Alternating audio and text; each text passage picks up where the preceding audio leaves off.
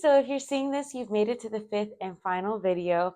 Throughout this course, you've learned so many strategies and you're starting to implement them as you see fit into your daily life to improve your sleep. Then eventually you notice progress. Do you keep implementing these strategies? This video will cover how to sustain sleep progress through the use of sleep diaries and then other helpful resources and links that you may need in order if you have any questions or if you want to learn more about any of what we discussed. Well, this webinar is built to ensure that you don't just see progress, but you sustain it. One way that you can do this is to invest in a sleep diary. Sleep diaries are logs of sleep and sleep habits, and they are widely used in research and clinical practice, and they're considered the gold standard for subjective sleep assessment. Subjective sleep assessment is essentially looking at a person's perceptions about their sleep.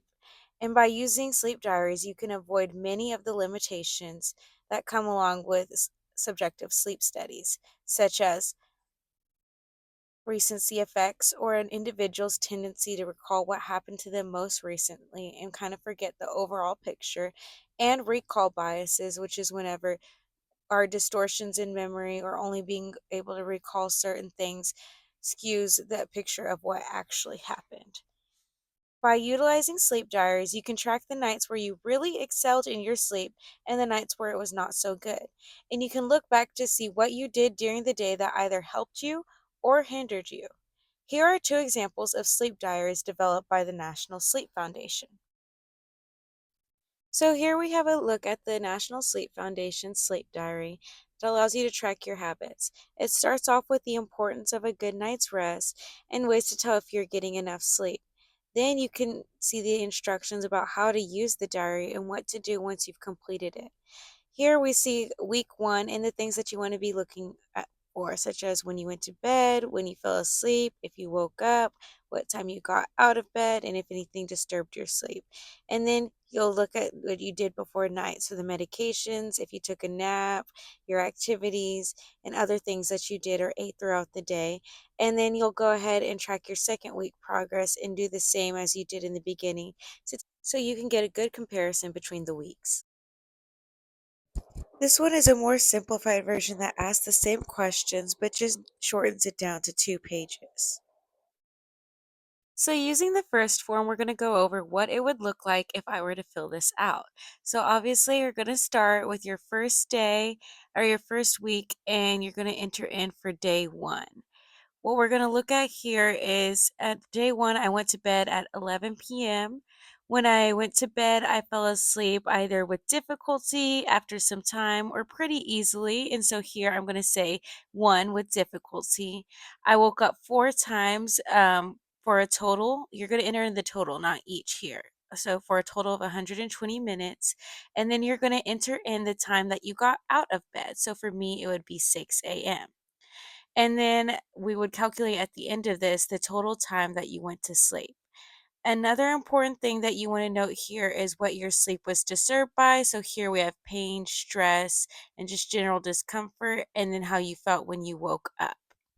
Next, we're going to move on to the next portion, which is what we do for the day 1 before bed. So, or just talking about our day. So here we can see that I exercised at night for a total of 30 minutes. The medications that I used were medications for pain and high blood pressure. I did take a nap today, so logging that of 1 hour. And then how likely I was to feel sleepy during activities. You can do not at all, not very, or somewhat likely. And so here we chose somewhat. And then my mood was just okay today as well.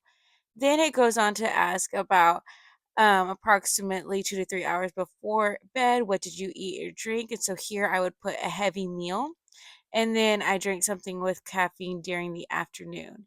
And then we would log what we did before bed, an hour before bed. So watching TV, responding to text messages on my phone, and then taking a shower before bed. This is part of what we did within that hour before bed. So now we get to transition to the week after we start implementing our strategies and what our sleep looks like here. So we can see that we went to bed at 11 p.m. And then when we went to sleep, how difficult was it. So here, after some time, I was able to go to sleep. Then, after implementing our strategies, we can see, oh, I only woke up one time and for a total of 30 minutes during the night, and I got out of bed at 7 a.m. So then after this, we can log our total time of sleep, which here would be 7.5 hours of sleep. And then here we can kind of note the things that our sleep was disturbed by as well. So you can use this time to kind of compare it to the week before and see, with these strategies, my sleep was only disturbed by two things instead of three. Or I only really have had these strategies that I use were able to tackle these problems, but I'm still experiencing this. So here we can see that I'm still experiencing issues with pain that is disturbing my sleep. And then lastly, we're going to look at as well at when I woke up, how refreshed did I feel? Now, this is the second form for our following week. So we can see that we used our research strategies. And so we found out, oh, it's better for me to go ahead and work out during the afternoon. Again, we're taking the same pain medications and the same blood pressure medications. We found out, oh, maybe it's not best for me to take a nap because it's harder for me to go to sleep. So we eliminated that. And then we weren't as likely to doze off during the day. Our mood was happier, and we used our strategies to not consume any alcohol, heavy food, or caffeine. And we drink our caffeine early in the morning this time instead of the afternoon. And then here we're logging what we're doing before bed. So incorporating our strategies, we're taking a warm shower a little bit before bed. We're brushing our teeth, doing all of our nightly activities that we do to get ready for good sleep and practicing good sleep hygiene. And then the last thing that we're doing here is practicing one of our relaxation strategies, or you can use a couple if you find that that's best for you. And so this is how we would go about filling out our sleep log.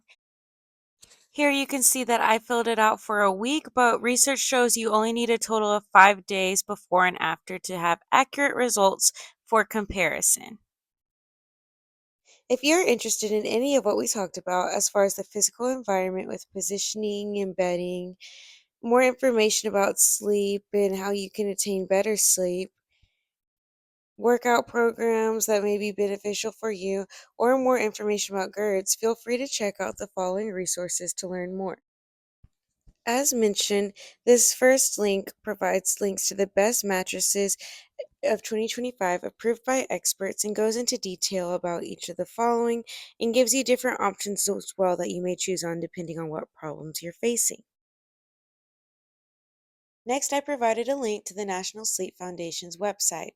They have the answers to pretty much any question you could have regarding sleep, and they give numerous articles related to sleep research or ways that you can incorporate healthy sleep practices into your routine for better outcomes. The next link provided is the National Council on Aging, and they provide several structured workout and exercise programs for older adults based on your lifestyle or what conditions you may be facing. They provide things for everyday living, arthritis, aquatics, and they even provide programs for eating healthier and kind of having a good baseline of what healthy choices you should be making for yourself. The last resource is the GERD's website, which provides basic information about GERD's disease and also some helpful tips and information in order to combat its symptoms. Lastly, thank you so much for your participation in this webinar. I hope you were able to gain a better understanding of the sleep and sleep process in general. You're able to identify problems that you may be facing and apply strategies to your everyday life. Thank you so much, and we appreciate you.